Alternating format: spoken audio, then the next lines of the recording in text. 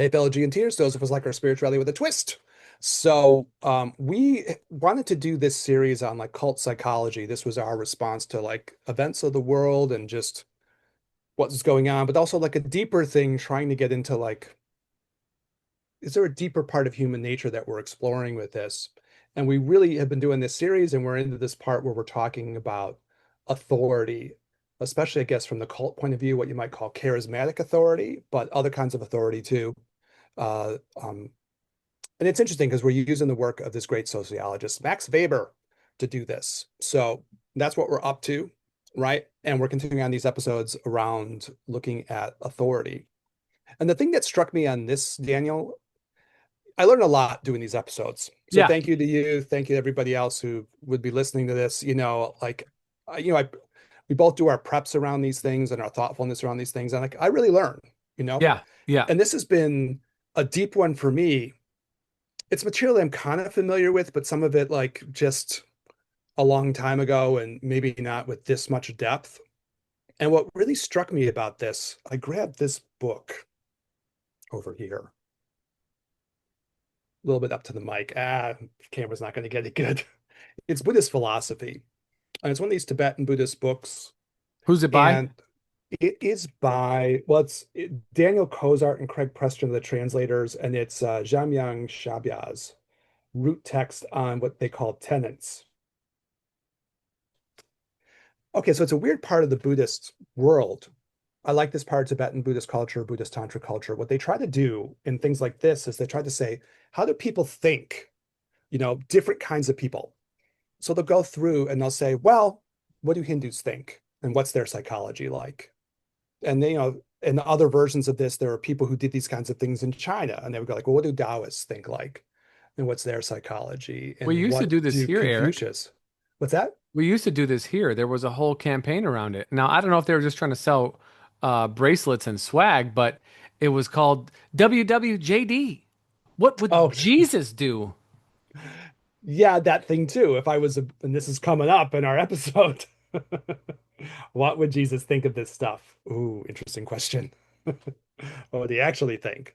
But, like this is the same thing they would do with that. They'd be like, well, what do these Christians, not just what they say, but like, how do they actually think? And Mm, this has got to be interesting to me thinking about, we did one episode in this little part already talking about authority because we looked at like rationalistic legal authority, one of Weber's ideas, like of a way of like it's a kind of a way of a society could be, but it's also you realize it's a way of looking at the world and maybe almost a way of individual people how they see the world. So there are people who are going to see the world through that filter. And it got me thinking during the week, and I was like, yeah, that really matters in a way. Like he talks about authority, right? And what people will look at, I guess, on the societal level, but also on an individual level, like where do you think legitimate authority comes from? And I hmm. began thinking, then that's a really deep question, right? Where different types of people think authority lies and what you're willing to kind of devote your loyalties to based on like what kind of authorities you respect or something. It's kind of a deep question. Does it make sense what I'm trying to say here? I hope Hmm. so. So I was like, this is a deeper problem. Well, it's a deep problem anyways, but it's a really deep discussion because it gets to something that I would associate with a book like this one, Blurry for the Camera. But, where you're really trying to understand what makes people tick, right? Sure. Because it's not just a question of who the authority figures are who are leading, but also what drives the people to follow. Right. And he says something like interesting about this. Again, we're talking about this Max Weber, and like one of the ideas that comes up with him is like he looks at these things as kind of like archetypal orientations towards the world, right? And of course, that word archetype is really strong for people like you and me because it gets a Jungian feeling to it Sure. too, right? But like these are kind of archetypal ways of approaching things. Maybe nobody's like the pure archetype, but these are kind of ways in which you'll see human beings act in the world in terms of, where they think, what are they willing to devote their loyalty to? What kind of authority are they willing to respect and devote their loyalty to? So, I mean, it kind of like got me thinking very deeply about that and got me to see the in terms of our podcast too, because we're commenting about what's happening in the world in our own way, but we're also trying to link it back to like our project, which is a psychospiritual one, right? Hmm. an educational one. And I was like, yeah, that's a really deep question. And hopefully in sharing this with people, it'll get people's gears turning too, because I got my gears turning as well. Yeah. More on that at all or no? No. You're cool with it. Yeah. I would say one other thing about this before we get into like talking about the next Weber thing, which is going to be traditional authority. Um, I think this is what made a difference. Last episode, we were talking about the legalistic, rationalistic approach to thinking about the world, right? I think this is what was so powerful to my one friend who I talked about, kind of fell down this a little bit more into this right wing kind of silo, right? Oh, and speaking of silos, before I forget, and Daniel will scold me, to help us with the silos and help us with the algorithm, you can hit like, subscribe, and do all the things that people ask you to do. That would be great. Help us with the authority in that way. So it's my job to say that at the beginning, and sometimes I forget. But and Daniel frowns at me. Goes, yeah, that's very true. In any case, with my one friend, I think this is what was powerful for him in terms of presenting him these ideas. Again, we had this very long conversation. We spent 3 hours kind of patching our friendship up. And I started presenting this to him, and he was like, there's something to what you're saying there, because at the core, he's a legalistic, rational, scientific person. And he was like, yeah, that's just where my authority is. That's what I'm willing to devote myself to. And then we were looking around at the world around us now. We're recording in July of 2025. And he was like, no, you could see that there's a conflict going on. My way of where I'm devoting my authorities isn't matching what's happening in the culture in so many ways, right? So he was kind of recognizing that, and that was very persuasive for him. Which gets to the other thing I just want to mention about this Weber thing is our little prelude on this. It's not even a prelude, it's really about the main subject. But, like he also, Weber also recognizes that these authorities conflict with one another on some level, right? So people who maybe have one type of authority will have a natural point of conflict with like other people who look at the world in different ways, and you're going to clash. Or when you do have, like the way it could be in a place like America, one type of authority taking over, then it's going to clash with other types of authority. And probably the individual people who kind of tie their worldview to the different types of authority will clash with one another. So I think it's a really important set of issues. Yeah. Yeah, it falls back on who was the philosopher for the organic and mechanistic views of Oh society. yeah, Emil Durkheim. Yeah. Yeah, Durkheim. So it seems to me that that view of society. So if you and I'll illuminate my point a bit here. So society, he describes society in kind of two ways, right? One is a mechanistic version of society where things are very hard line, there are strict roles, like very vertical. And then you have another version of society, more community based, kind of more egalitarian. You can kind of get lost in, Diversified, I suppose, yeah, right? You would say, yeah. diversified. That's a good way of putting it. So in the mechanistic version, the onus on the individual to achieve freedom really is to break out of this stagnation, if you will. And on the other one, the sense of freedom is sort of finding cohesion amongst the diversification, Yeah. right? That's the kind of like it makes you feel like you have a movement between these disparate groups. And in this, and moving that into this one, the authoritarian or the authority, I'm already giving away my foreshadowing, right? The the choice of authority that people would probably fall under would be the same, would be as previous as Durkheim described it. So you have one camp that would look for more singular authoritarian type approach, right? And these would be, your kind of, I don't know I don't know what the term they use for this. I don't know what term Weber uses for this. We're going to get to it. We did the one that was a little bit different that probably is more connected to the organic stuff, because you need Yeah, to get everybody cooperating together, occupying in their roles and things. yeah, We yeah, wanted to do that one first just because it sets the tone, and that's kind of how we think about America yeah. in some, archetypal way, again, to Archetypal use way. that word. Yeah. But then you have this one, which is, I guess, this episode is seeing things as a structural kind of hierarchy where you have a singular entity at the top ruling downward and people projecting. I don't know, attributes and uh, power on this entity, on this being, on this person. And so it fits it fits many monotheistic religious views that many people hold. So Yeah. there's already kind of an innate hard wiring for that to be in many people's minds from from their very beginning of their being raised, as a children, you know. And then you Yeah. compare this to the other side, which is the more organic view of society, as like there's separate groups, and you're looking for cohesiveness, which seems to be more, we won't even call it, let's just call it like democratic, right? Where you have groups of coalitions that maybe have some, I don't know, overlapping interests that then work together for a common goal. And then you can get compromise amongst these kind of cooperative groups to bring things together, a more unification type party, if you want to call it this. And those seem to be at odds now more than, I'm not going to say more than ever because I wasn't alive in 1955 to know how it was then, but Yeah. it seems that with the kind of increased interconnectivity with people on the internet, that people's thoughts can be spread out more easily, more diluted and more misconstrued also with AI and whatever else. But we get to see the kind of collective pulse as best as we can from our own little silos, you know? But given that we could see into people's psyches more than we ever could before outside of our own family, friends, or people who hung out at the local watering hole, you can definitely see that there's a shift.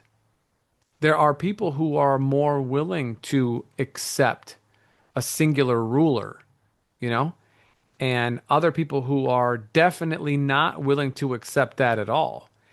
And unfortunately, or maybe fortunately, those two ways of authority do not exist simultaneously. You cannot have one and the other. You can only have one. If you want a spread out group to rule for everyone, then you are vehemently opposed to a singular leader. And if you want a singular leader, then you absolutely despise cooperation and group think. Like you just It's they're the just, they're polar just naturally opposites. appear, right? It Correct. just happens by nature. It's kind of like Correct. a yin yang thing or something in a way, Correct. you know. And okay, so the interesting thing in the Weber stuff, and we'll go through it, and I have kind of a theory about what I think is happening now that I'll share in different ways as we go through. Sure. Um, and we can look in the past too and say what we think happened there as well. But the thing that's interesting about it is he recognizes, that there's tension between these things. They have a hard time coexisting. It's just different psychologies at work. Yeah. And that's kind of what hit me. It's like just different kinds of beings with different kinds of orientation towards the world. And then also the weird part, and it hadn't hit me as I was doing the research for this part and I was writing up some notes around it. And I was like, every other one has some kind of ruler at the top. So the only one he has that isn't like that is the first one we did last week. This one where you need to have like a system there. We all agree we're going to cooperate. Everyone's going to have their different roles. It's not going to be about us. It's going to be about promoting the law, or we could say the Constitution if we want to be really American about. We all have to buy in on this deal. Are we in? Yeah, let's go hike, right? That's the one that you need. And then towards the end of the episode, we were talking about like Chinese culture with this because we do Taoist and Buddhist things. And the Confucian part of this was that this is the part that gets rid of corruption. You need something like this. Otherwise, they tend to go corrupt. And it's a real problem, right? So I think it's a psycho-spiritual problem to me as I've been kind of letting this stuff, percolate within me. I've been like, yeah, like if you want to be a Buddhist or you want to even try to be a Buddha, you have to understand what makes people tick, right? That's the way you have to be able to understand, and you have to be able to try to be able to help people, right? And this whole thing somehow has to get sorted out if we're all going to get enlightened someday, right? If that's the goal, to get us more and more enlightened, somehow we have to get through the project of I like wish that straighten this was the shit out. I wish that was the goal for people, but I don't know, man. Yeah, it's a weird call. Like you have to have a little confidence in Buddha nature that everyone's going to get there. Some part of them has that in there, no matter what the outside is. Fingers crossed. I tell you what, I never listened to Andrew Schultz before. Do you ever listen to him? Yeah, he did Flagrant. the flagrant. Yeah, Yeah, yeah. I never listened to it before. It just isn't my jam, you know? But it's been interesting because they've been commenting much more kind of like outspokenly, I guess, in these episodes that I watched. And I was like, okay, I can see these dudes. I get a little bit more what their vibe is. You know, they had like the Pod Save America people on today, and they were like, they're they're they're more honest than I thought. They're willing to call shit out. So I was like, okay, that's good. yeah, You know, I might not be in the same headspace as these guys, but sure. at least for these few episodes, they're like, no, like when something needs to be called out, they'll call it. You know, Yeah, there's a little feisty streak in them. So I was like, okay, I get it. You know, I may not listen to it all the time. You know, I listened to a couple episodes and I was like, okay. I mean, they're not dumb guys, right? I was like, no, okay, it's on it's vibes though. People are really on the very very very tip of the iceberg. What is present right now? I'm going to ride that. I'm going to bring that on, and could then be true. if the mood changes, then they'll change with it. So it's not a ton of like ideological consistency, but we got to call it what it is. And there's a ton of content, ours included. So I can be meta about this. This has replaced general programming on broadcast television. Yeah, that's true. This is what's interrupted TV. Hmm. This has done it. So these are all now daytime talk shows. They got producers, directors, sets, lighting, guest lists, outfits, all this. You know what I'm saying? We don't. Yeah, I Um, was gonna say we have to fire our producers and yeah, oh, fuck. get some new ones. Yeah, but like that's what's replaced, and so they need eyeballs. You need eyeballs consistency, eyeballs over quality. That's what it's been. In the war for attention, you have to be constantly producing, and so people will go where the wind blows, and that's just kind of how it goes. But for people who are looking for something more deep, which you could even say that we have. Of course, people are going to change as time goes by, but we try and maintain our consistency with what we're doing. We're tying in things that are happening with the beliefs that are arising from what we are seeing. So we are applying different psychologies, philosophies, and viewpoints, perspectives ultimately from various traditions and weaving them through what is occurring because everything always is a slightly new take on something that has happened before. And even though the circumstances and the individuals might be different, and so therefore they're almost impossible to categorize as it's occurring, the hope is that you can find the through lines, the trends to say, oh, that's that thing, that's that thing. And then for me, anyways, you could certainly say for yourself, once I identify that, if there are some traditions that have identified that previously, then I can go, oh, yeah, they were right without Yeah, even this I trying feel to be this right. I feel the same way. You use the word weaving in there and it caught my ear because that's Tantra, Yeah. right? Yeah. Tantra meaning to weave. Is and we're taking a certain approach to this, but I see even like to the extent that we're talking about Max Weber, for me, that's Tantra. Yeah. Because I think what you learn from him will help your Tantra. Yeah. That's the pitch, right?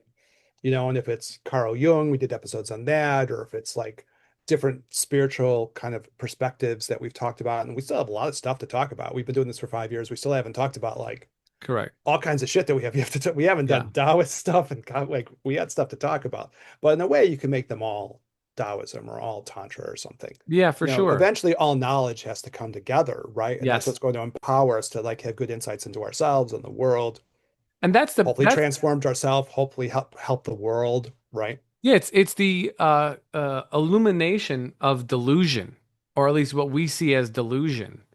And so if you're, ingesting content, I don't know, for me, the content should always be trying to clarify things, and for me, Yeah.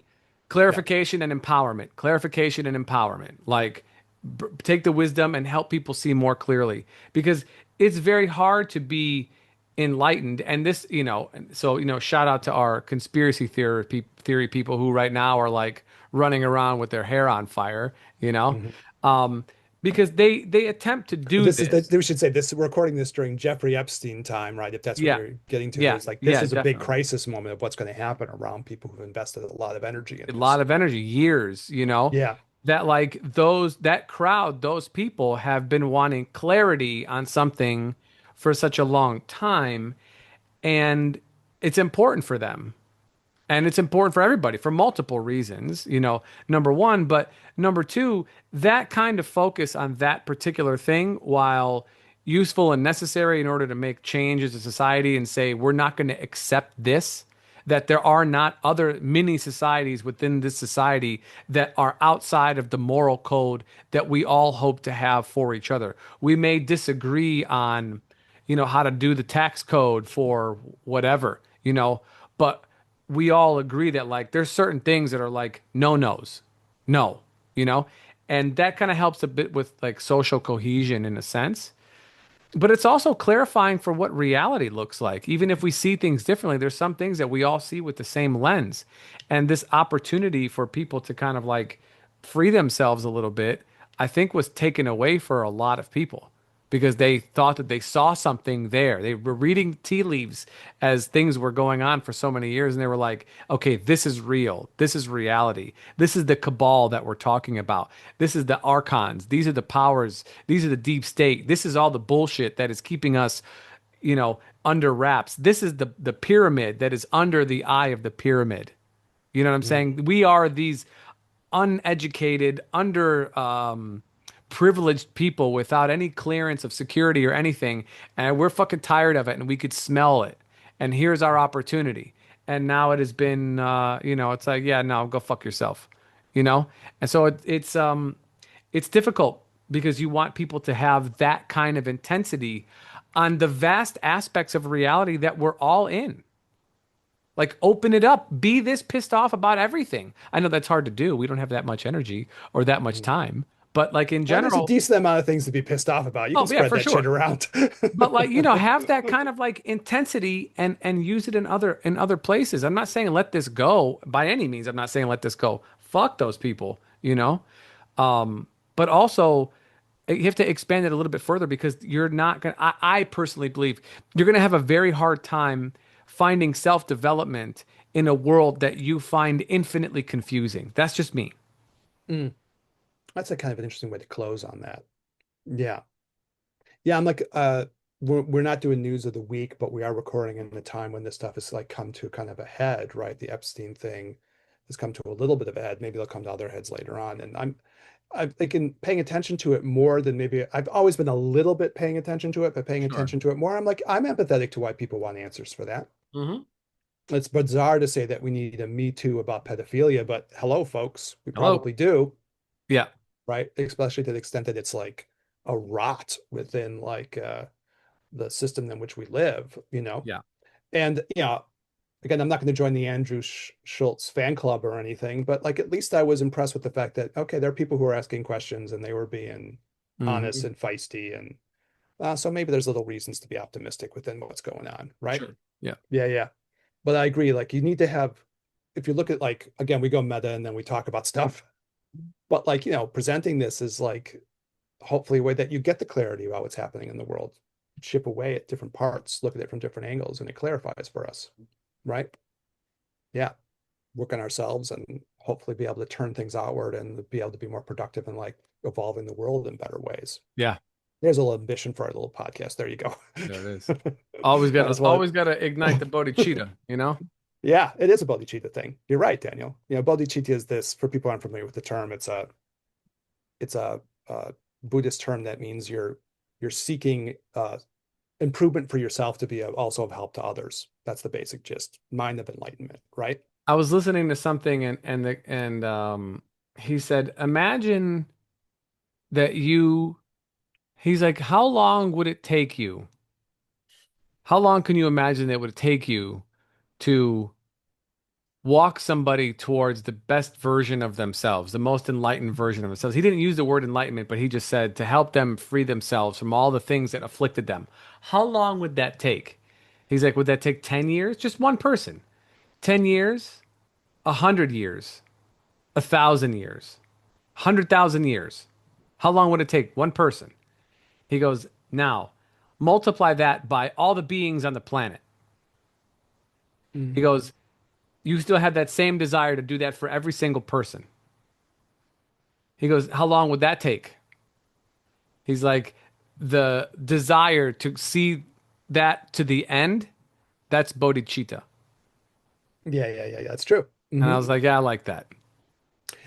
We were talking about before, I can't even remember if this was on mic or off mic, but you sort of hope like everyone has that seed of Buddha nature inside of them too. So some part of us wants to go through and evolve Yeah. ourselves, no Yeah. matter what our, they sometimes use the word klesha for this, right? No matter what our issues are, right? Our Yeah. kleshas are our issues.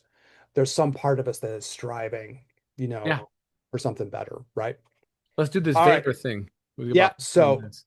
traditional authority is the next one on the docket. And what we're going to get to, like we were just talking about a bit ago, is that each of these is going to, each of the other really three that we're going to talk about, and we'll wrap this part of what we're doing up. But each of these three has some authority figure at the top. It's kind of striking, Mm, you know.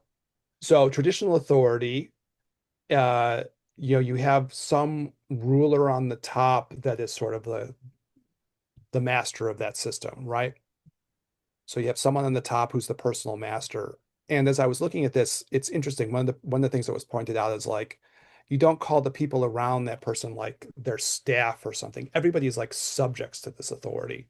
So it means mm, you're kind of taking on the psychology of like, okay, here's the person on the top, what you were talking about earlier, at the top of the pyramid or the top of the hierarchy. And I'm going to like naturally position myself below them, right?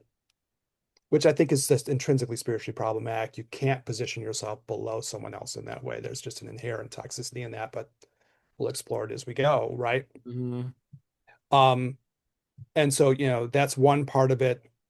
Now, we're going to have traditional authority, charismatic authority, and something he's going to call patrimonialism. So there's going to be different vibes of what's the ruler going to be like, right? And again, for me, what struck me is like this could kind of be in the wiring of people. Like one of the things that I think about with this, when I think about something like the MAGA thing, right? The parts that are a little bit dangerous in that are like the traditional Christian people that are the ones that are seeking power. Not every Christian is like this, obviously, obviously, but yeah. there's people within this kind of Christian movement where they want to like have an authority figure that will then make other people follow their vision of the world. I mean, that's just reality. That's just the truth, you know?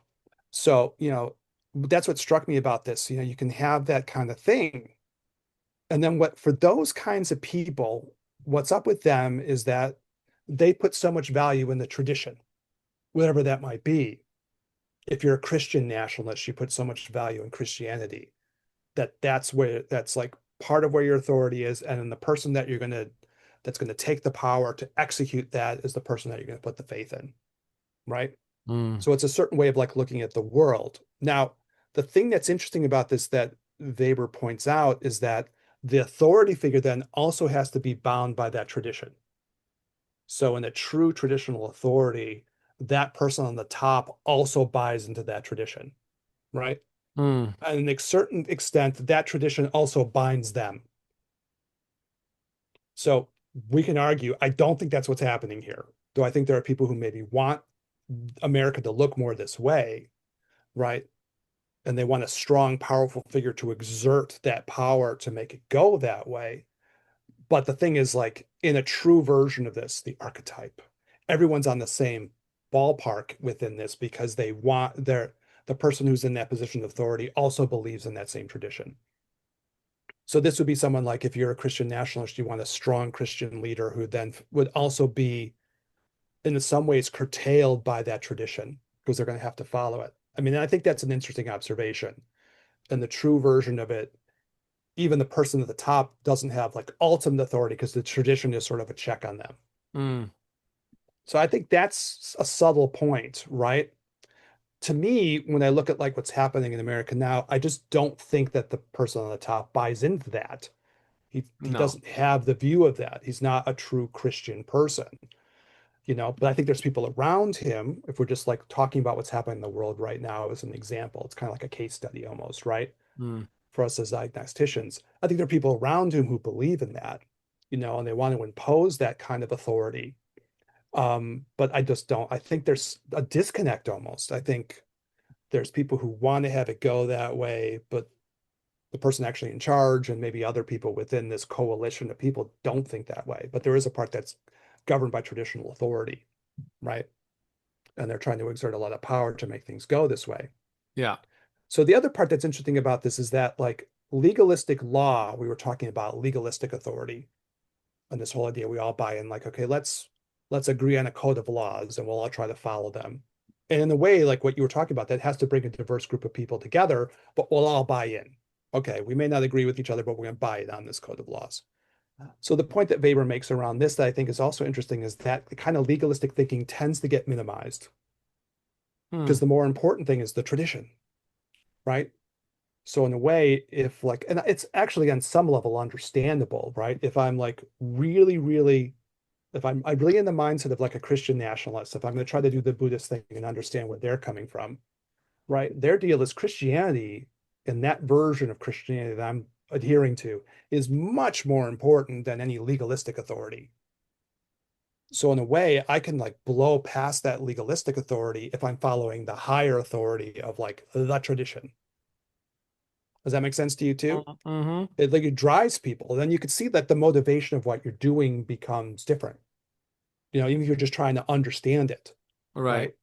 So if I'm like, again, if I'm a true Christian nationalist, if I'm in that kind of mindset, right? And there are people like I know in the government now, Russ Vought comes to mind as like an important person with this, but they're Christian nationalists. Like they say they are. It's not trying to label someone. They're like, yeah, I'm a Right. Christian Yeah. nationalist. I want the country to be Christian. This is what I want it to be. And I'm going to do this by force, right? Because I think that's right to do, because I think that this authority is higher, you know? So that's just how that person operates. You know, that's their way of like being in the world and like where they come from. So, I mean, I think that's a really interesting observation too, right? Mm-hmm. Everyone has to be bound by that. So, in that within that circle, we have to be like, we're all agreeing that the Christian vision is the most important one, Right. you know, and that will bound the person at the top too. And Right. if they don't follow it, we can call them out. Oh, you're being a bad Christian. So we're going to call your shit out. That Mm. doesn't tend to happen now. And that's interesting. Yeah. Shame doesn't have the power it used to.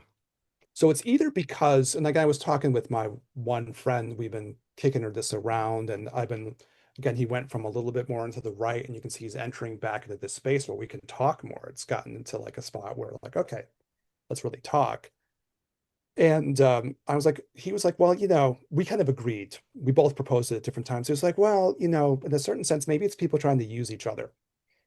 Like if I'm a Christian nationalist, I'll try to use this other person to get my agenda through, and maybe they're trying to use me, and we're going back and forth, competing over our authorities, right?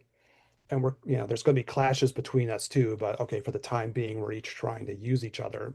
I think there's a truth in that, right? Yeah. Um, or we're misunderstanding each other, and that might be possible too. Or I do think about like I have born again Christian relatives, right? Mm.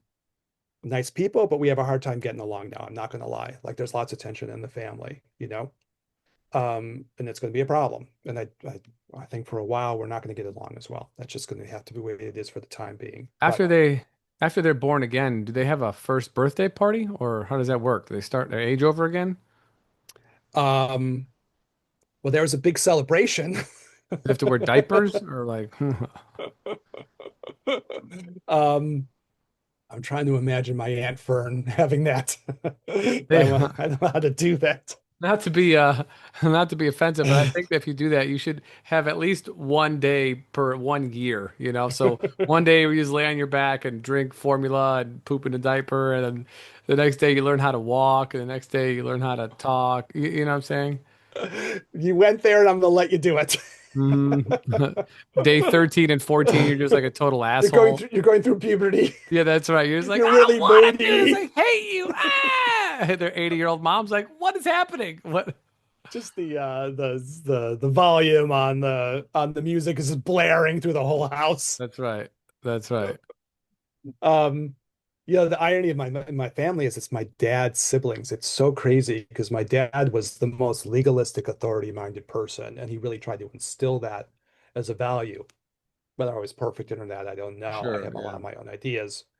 Um, and that's for another time. You know, I sometimes think that Taoism thing might supersede some of the Confucian legalistic authority to my mind. Different conversation. Yeah, yeah. But it's ironic because it's his siblings, and he was very much like, no, we have to cooperate together. We have to like have shared rules and laws we agree on. If someone who's very big on the whole quote about like if someone goes after someone else in the culture, you have to protect them because the next person they're going to go after is you eventually.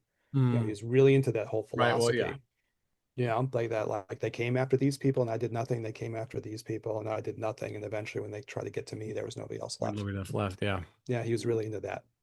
So, but in talking with my sort of guy, yeah, we're finding our place with one another. It's kind of nice, right? And I'll ask him his opinions about this, and he's a good sounding board too for our podcast in a way. You and I talk with other people about our ideas, but he was like, because he follows things, in the law, he was like, this, we had a conversation about like the United States Supreme Court as an example of this too. And I was saying, it's interesting because, you know, uh, there's a whole thing where like six of the justices are Catholics. Right. I think eight of them are Catholics actually, but Maybe, yeah. six of them that vote the same are all Catholics. And I had this conversation where I was like, like if there's a tension there, because if like your Catholicism is what actually is more important, in some level, that's going to like undermine your ability to be legalistic. You're going to always be trying to instill that traditional authority and like get it to like either be part of or override aspects of your legalistic thing. And I think he was like, we talked through it a lot, and he was like, yeah, there's really something to that. And he was like, he's read a lot of like cases, he pays attention to those kinds of things. And he was like, yeah, I could see it. And then he brought up that, again, this is a bit, I don't know, like it's something we should all probably understand, though maybe we don't think about, but even this whole idea of constitutional originalism, he brought that up, and I hadn't thought about that. Was this is the idea that you decide a case by going back and you say, well, in 1647, Goody Jones in Massachusetts did this, and then Cotton Mather decided that it was bad. And they go back into these traditional things. And he was like, yeah, that's traditional authority. That's a certain psychology. And I was like, it was very eye-opening to me. I was like, oh, that's a way of looking at the world.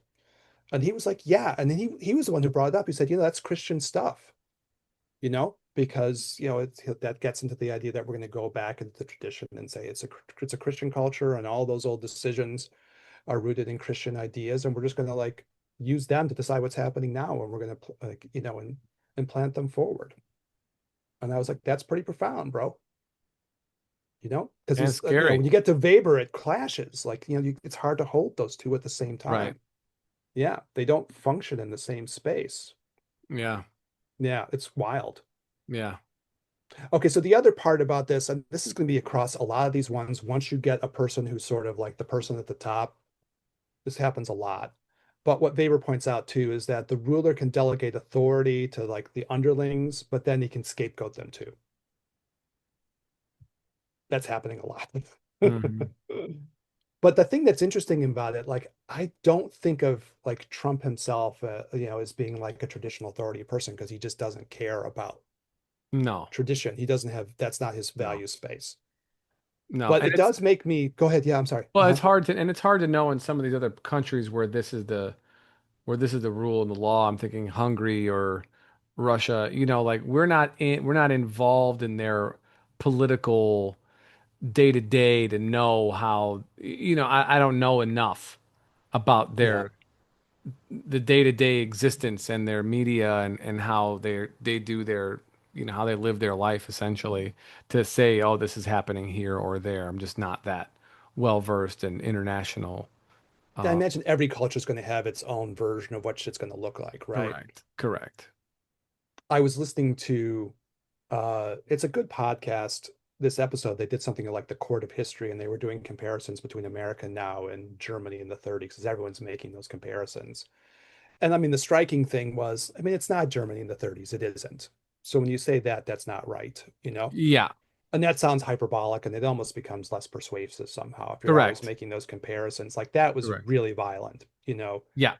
They're setting the Reichstag on fire, the parliament, and they're taking everything over and they're dissolving it, and like people are getting murdered and everywhere, and like so I think we both can agree, like if you start talking that way, then you're going to lose more people because You it lose just more sounds your like message. empty language because it's just not persuasive, right? You're not, that people can look around and be like, well, that's not happening. So like Yeah, your main point is not valid. So everything else that you yeah, say is probably tainted in some way.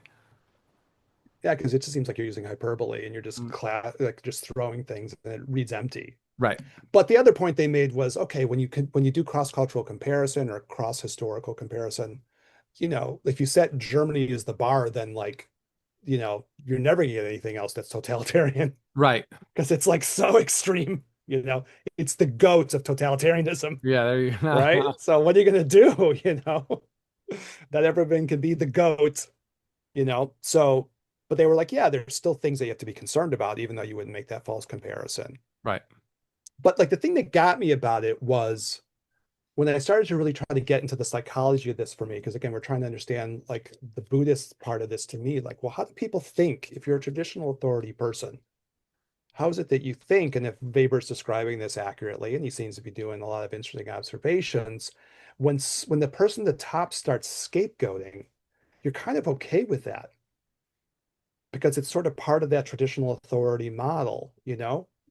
It's kind of like, and maybe if you really are that kind of person, when you go, well, I'm the authority, but I'm going to say this person fucked it up, you know, then it's kind of more okay to Mm. because that sort of fits into your worldview in some way. We're not going to blame the person on the top, they're embodying the tradition. We're going to say that this person fucked it up. And we'll point the finger at them. And I thought, well, that's an interesting insight. It does explain why, for a group of people, we're not going to point the fingers at the head honcho guy. That's not what we do. That's not traditional authority. We're not going to point fingers. It'll be this local person who screwed it up. Right. And that's like Weber saying that's part of that authority structure. And I was like, that psychologically explains a lot to me Mm. because eventually you get people who are in that headspace will be like, okay, I'm tolerant of the fact that like this person doesn't want to take responsibility and wants to point at somebody else, right? Like that's okay, that's part of how I'm used to functioning like under traditional authority. Yeah. That's an interesting observation. Yeah, I I'm think not so. going to blame the Pope, I'll blame the local bishop or something, right? Or Stupid whatever it bishop. is. If he wasn't such a fuck up everything, but that Pope, he was rocking, he was on fire. Yeah. That local bishop, he was a total fucking screw up. It's like Yeah. that, So you don't challenge the thing at the top. Mm. Real quick, I know if we got a couple of minutes, Daniel, are you okay to stay and finish this one out? Yeah, finish this one up, yeah. Okay. So the other thing that comes up with this that's different is that in Weber's point of view, capitalism and traditional authority aren't really in line either. Mm. They're not perfectly in line. Maybe in America they're getting forced together, and that's worthwhile, like looking at maybe some episode in the distant future when we come back to some of these subjects again. But in the traditional authority thing, you have to have a certain sense of fairness by the tradition. And so that's another point of tension, right? How do Mm. you like square that circle if you're going to be a traditional authority person and then also be capitalistic, you know? And I guess that's to me an argument of like why what we're seeing now. I think there are people who believe in traditional authority who are part of a coalition trying to push what's happening. I think they want their agenda to go through, you know, and they want like Planned Parenthood apparently just got slashed today. It's gone, Mm. you know. So there's people who want like to impose a Christian way of looking at the world kind of by force, right? Um, that part of the Christian world, obviously not every Christian is like that, No. but that part of that Christian nationalist part of the world, and it doesn't sit right in Weber's point of view with capitalism because it doesn't like, it doesn't have a fairness to it. Right. Capitalism is so brutal and unfair and it clashes. And so there's a certain sense within a pure tradition, the archetypal thing, those two don't fit together that well. So that's an interesting point of clash too, whatever you want to make out of that. I imagine people if you go out and you just imagine some American person who maybe is of that mindset, they're a traditional authority person.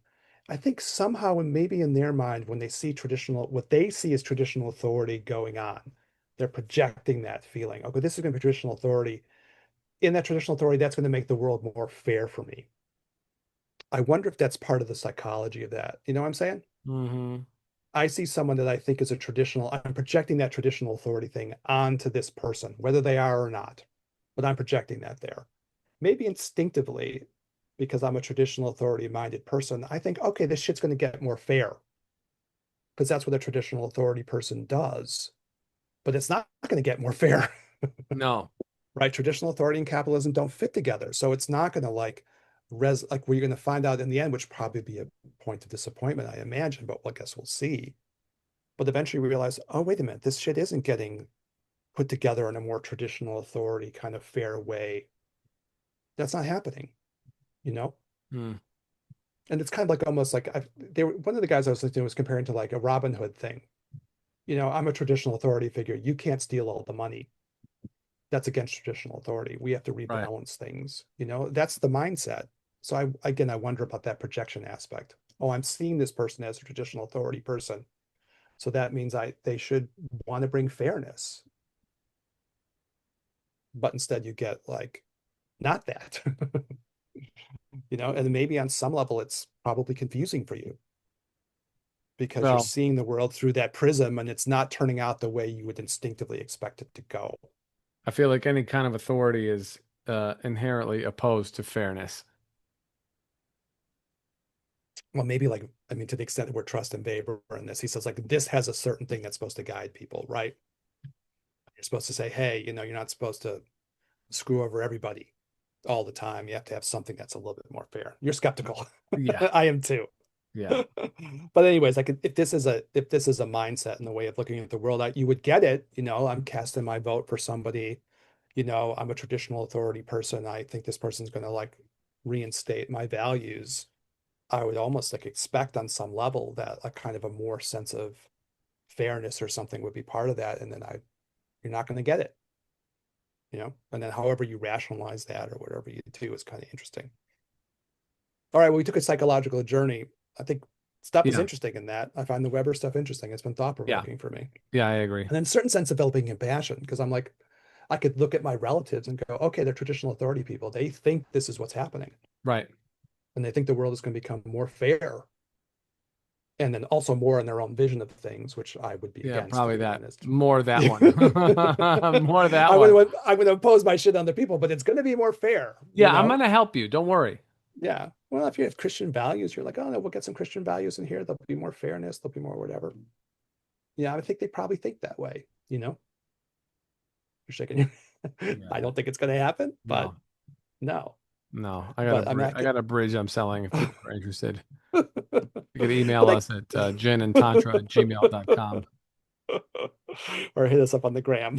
Hit us up on the gram, the Gin and Tantra podcast for sure. Yeah, I know. I could see how they would think that way. But Yeah. anyways, we got our closeout started, Daniel. Thanks so Yeah. much. No, it's all good, Eric. Thank you so much for doing it. This is a good journey, and yeah, we're doing our best to try and frame what's happening through various perspectives of different psychologists, social psychology people, stuff like this in general over the last few months.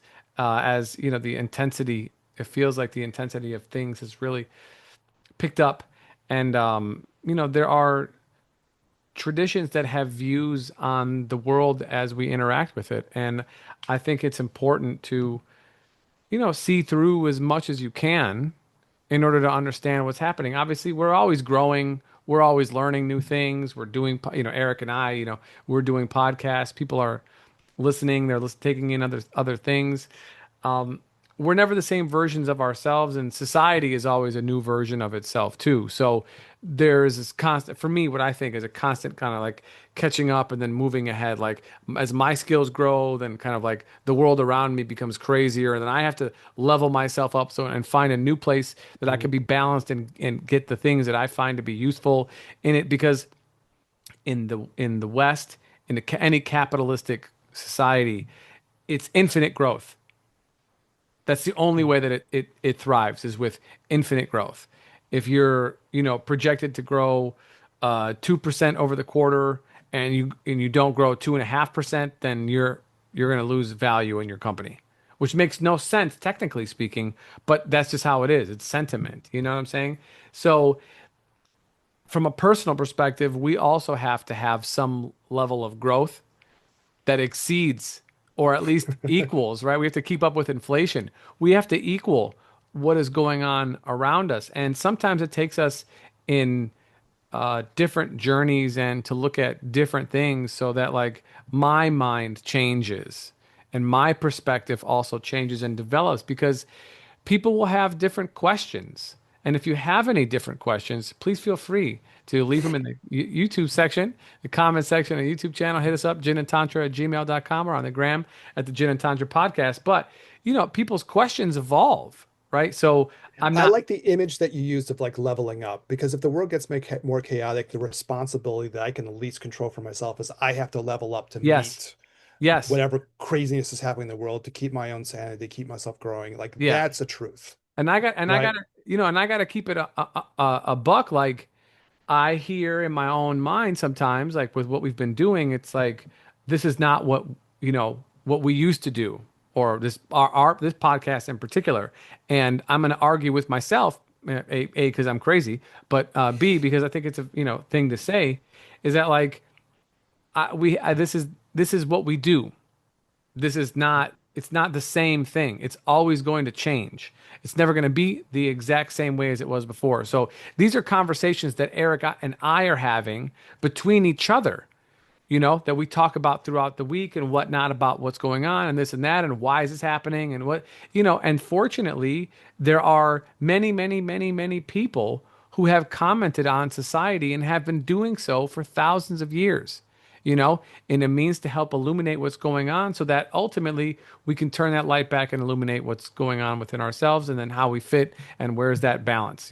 So the goal is to help, the goal is to illuminate, the goal is to educate, the goal is to empower, the goal is to uplift. This is always what it is. And sometimes And I it's to go back what's, to the thing, I think to be a Buddhist or to try to be a Buddha means you have to try to understand all the things around you. yeah, We want to talk about cool Taoist shit and Buddhist shit and Tantra, and we're going to get back to that. Like this is a vignette in our work together, and maybe we'll pick up on pieces of this later on up the road. We won't do this forever, but like I think you need to understand everything around you, right? yeah, And the other thing I wanted to say, just a quick comment before I know we're logging off, but I like what you said about the authority thing because if I really look at it, if I had to sit down with my relatives, I would say, you can't impose authority on other people. You no, can't do it. You're always going to get a backlash. It's like Newton's third law. For every action, you're going to get an equal and no opposite opposite reaction. If you reaction. want to impose your thing, other people are going to react back again, Correct. no matter who you are, left or right or center of, if you want to make it a political thing or whatever. If you try to impose your stuff, you're going to get a reaction. You can't impose authorities on others. It just doesn't work, And there's always a whiplash. Just because you think that they're not going to come for you, don't worry. Yeah. There only is, like there's fidelity. That's it. There is no part way. You're not in our group. You're not up here, and everybody else is down there. Even if you believe Oh, the yeah, same way yeah. that we do, you are subject. Full stop. You know, it's those that have means to purchase their way out of being the subject that are the only ones that are not subject, and even they're still subjects. Like, yeah. But anyway, Or spiritual freedom can make you not a subject, hopefully. correct. Fingers crossed, right? I Yeah. step out of the game. Let me just step out. Step out of the And game. now, like as much as I can, and now I'm not a subject anymore. Yeah. hmm Yeah. I can be a free person. All right. Yeah. Thanks so much, Danielle. Yep. Deep. Always. Always. All right, Eric. Thank you. Audience, thank you. For Eric, this is Daniel. We'll catch you guys in the next one. Peace.